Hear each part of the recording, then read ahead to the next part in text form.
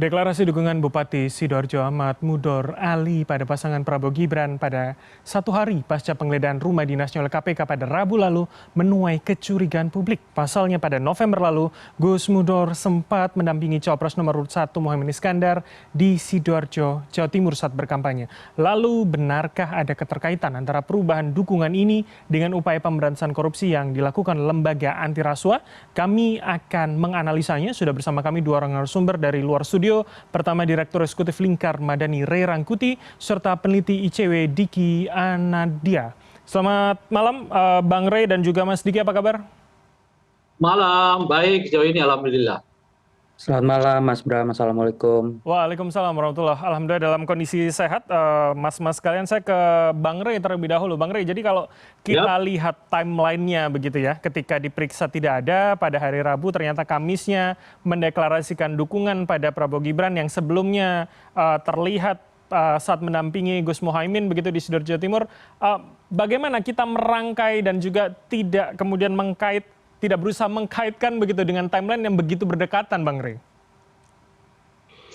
Iya, tentu nanti secara material mungkin kita sulit untuk membuktikan itu kan. Tetapi kalau dilihat dari gejala-gejala, ya rangkaian-rangkaian itu sebetulnya bisa ditautkan antara satu rangkaian dengan rangkaian yang lain untuk menunjukkan sesuatu yang merupakan konklusi awal gitu, seperti yang Anda sebutkan itu tadi gitu.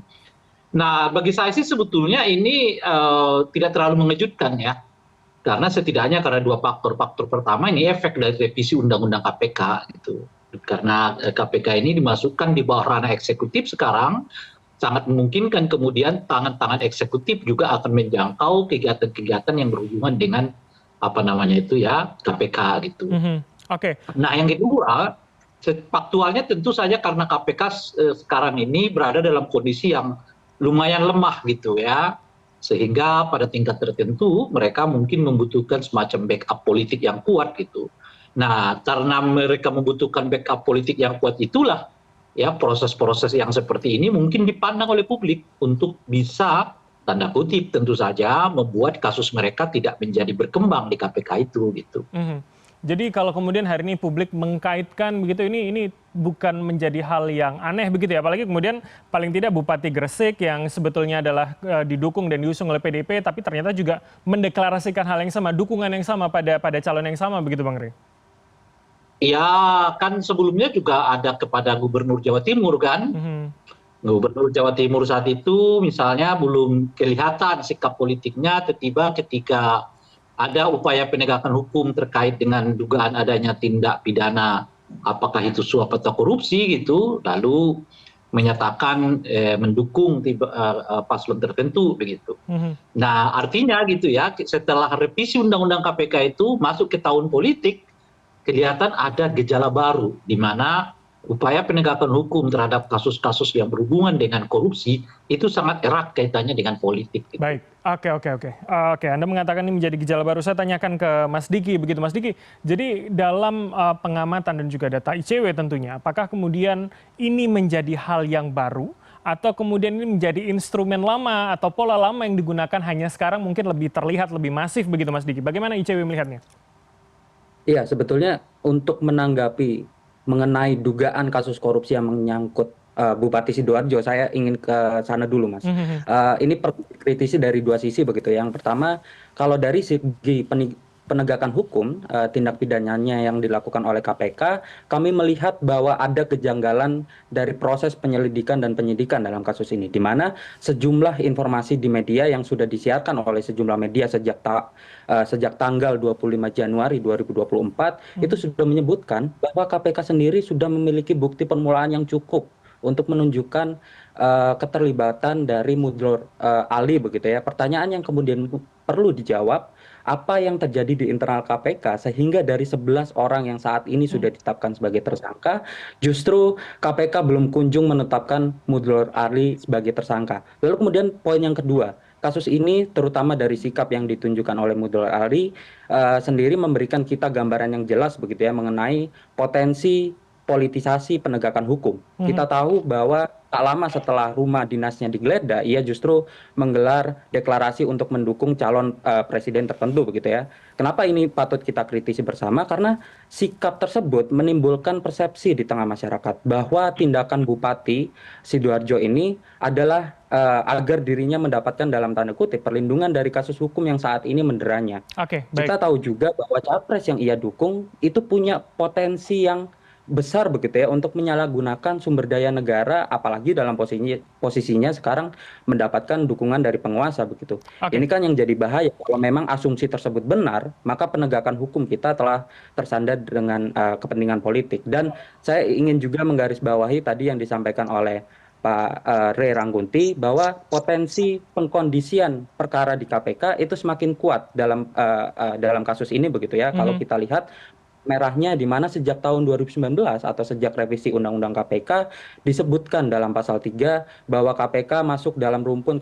kekuasaan eksekutif begitu. KPK sudah tidak lagi independen sehingga ruang-ruang intervensi itu semakin mungkin terjadi. Oke, jadi Demikian, Mas. sebetulnya kita bisa melihat soal kecenderungan tersebut hanya kemudian karena mencocokkan dari undang-undang yang telah direvisi, kemudian KPK masuk dalam rumpun eksekutif, atau kemudian ICW melihat ada gejala ataupun pola-pola yang sama sebetulnya sudah dilakukan. Tadi Bang Rey sempat menyinggung soal penggeledahan rumah gubernur pada saat itu Kofifa beberapa waktu yang lalu ketika memang belum secara clear menunjukkan dukungannya. Apakah ICW memiliki data paling tidak pola ini sudah adakah sebelumnya dan sudah terlihatkah sebelumnya begitu, Mas Diki?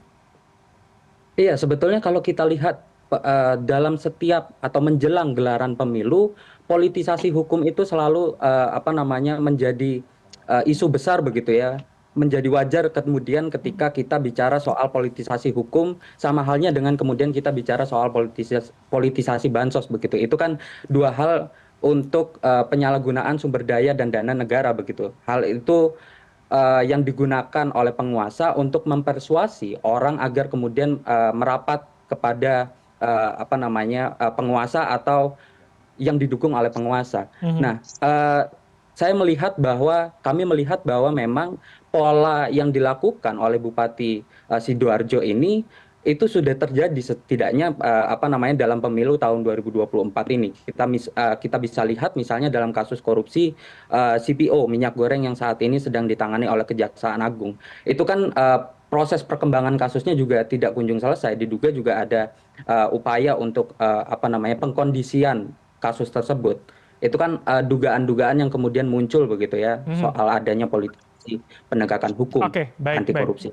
Oke, saya terakhir ke Bang Rey kalau begitu Bang Rey. Jadi artinya kalau hari ini kita kemudian mengatakan ini masuk dalam kategori dugaan, kemudian pembuktiannya memang belum bisa dilakukan, apakah kita sebagai publik hanya bisa berpasrah menunggu waktu untuk kemudian ini terbukti atau tidak, atau kemudian publik bisa melakukan desakan lain agar kemudian ketakutan soal hukum menjadi instrumen digunakan oleh politik ini tidak terjadi dan juga tidak mengotori pilpres kita begitu Bang Rey?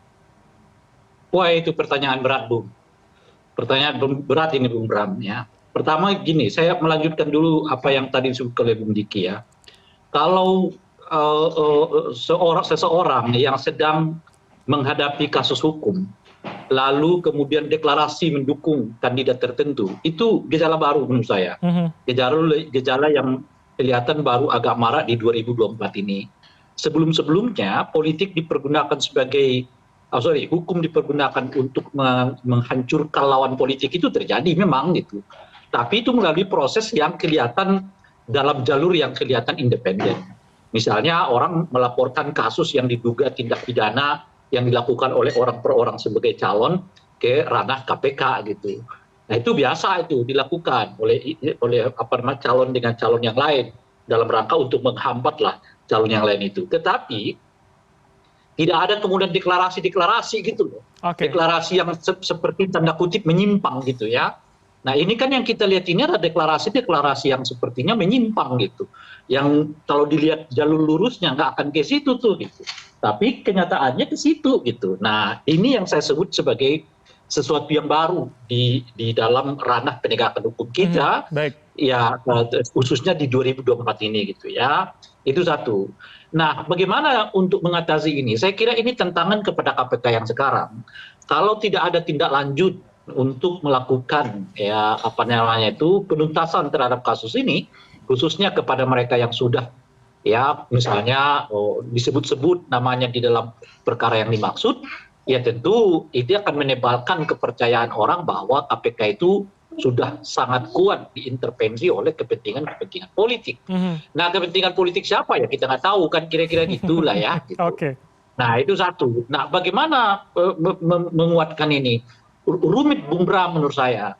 Mungkin nggak bisa setengah-setengah, nggak bisa hanya tutup di sini, yang lainnya lolos gitu. Itu harus dalam kerja yang menurut saya totality. Nah, oleh karena itu nggak ada caranya kecuali ya kita harus mengembalikan kembali revisi undang-undang KPK itu, mengeluarkan KPK dari ranah eksekutif menjadi lembaga independen. Gitu. Oke, itu menjadi kunci begitu ya untuk kemudian menghindarkan KPK dari intervensi dan juga apalagi di momen politik seperti ini. Oke, terima kasih Bang Rey atas insight-nya. Kita tentu akan menunggu bagaimana jalannya kasus hukum dan juga bagaimana kemudian jalannya Pilpres hingga Februari tanggal 14 nanti begitu. Terima kasih Bang Rey Rangkuti, Direktur Eksekutif Lingkar Madani, serta Mas Diki Anadia, peneliti ICW telah bergabung sama kami. Selamat malam, sehat selalu Bang dan Mas juga. Sama-sama, Bung. Selamat malam.